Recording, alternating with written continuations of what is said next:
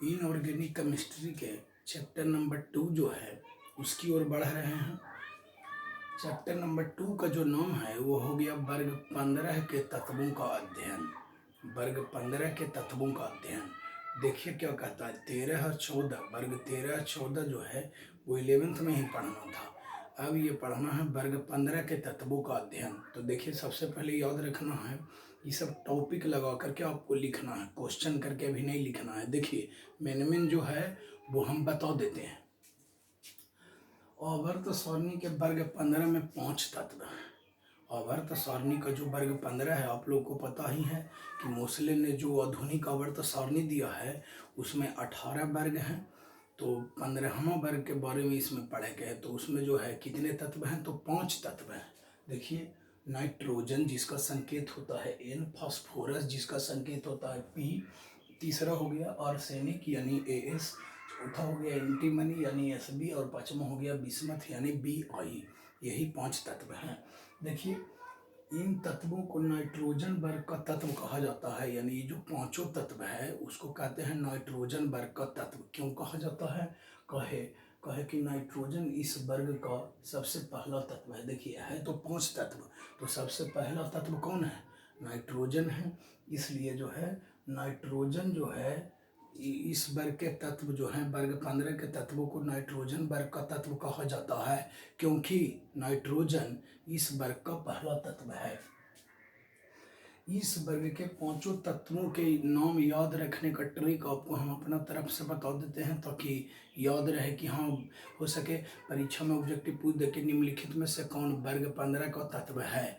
तो ऑप्शन याद रहेगा तो ट्रिक याद रहेगा तो आराम से खोज लीजिएगा कि निम्नलिखित में से कौन वर्ग 15 का तत्व नहीं भी आ सकता है। तो देखिए नाइट्रोजन, फास्फोरस और आर्सेनिक, एंटीमनी, बिस्मथ हो गया। इसको याद करने का ट्रिक है, देखिए नाना, पापा, आंटी सब बीमार। यानी देखिए नाना से सोचना है नाइट्रोजन, पापा से सोचना है पी यानी फास्फोरस, आंटी से सोचना है आर्सेनिक, सब माने SB यानी एंटीमनी, और बीमार यानी बिस्मथ सोचना है।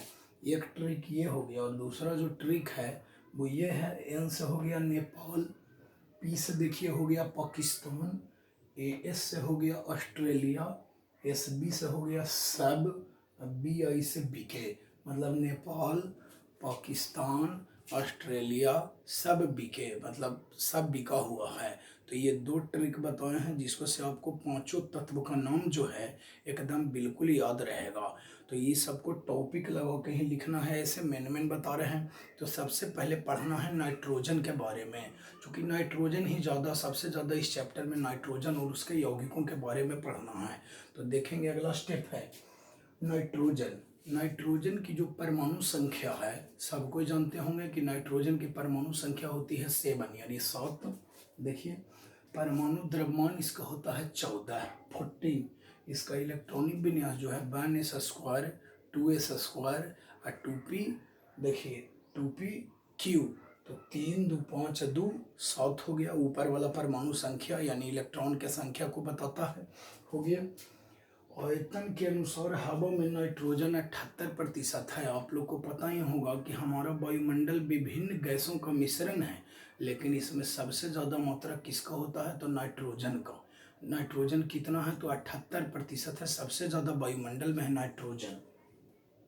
नाइट्रोजन अमोनिया, यूरिया, नाइट्रेट का भी एक अवयव है। नाइट्रोजन, अमोनिया, उसके बाद यूरिया, नाइट्रेट का भी एक अवयव है। इसका मतलब हो गया कि अमोनिया, नाइट्रेट, यूरिया इत्यादि के निर्माण में नाइट्रोजन का प्रयोग निश्चित रूप से किया जाता है। यही है। अब हम लोग पढ़ेंगे कि प्रयोगशाला में नाइट्रोजन गैस कैसे तैयार किया जाता है। अब हम लोग पढ़ेंगे प्रयोगशाला में नाइट्रोजन गैस कैसे तैयार किया जाता है। तो इतना दूर पहले एकदम टंच कर लीजिए, फिर पढ़ना है।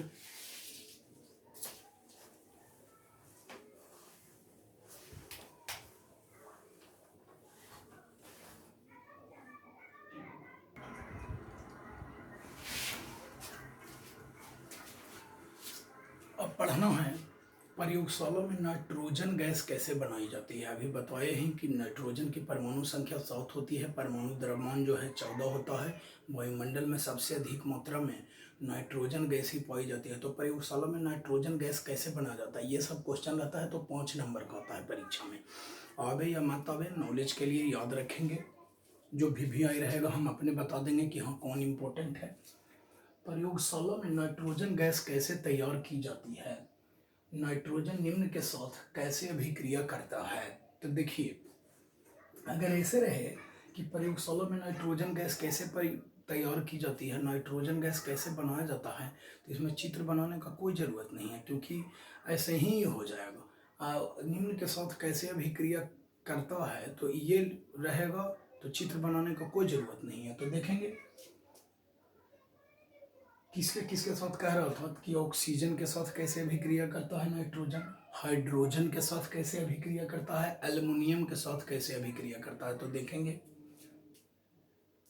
प्रयोगशाला में अमोनियम क्लोराइड, याद रखेंगे प्रयोगशाला में अमोनियम क्लोराइड, ये अमोनियम क्लोराइड।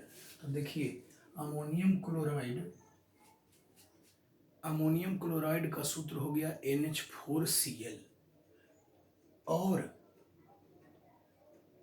Sodium nitrite,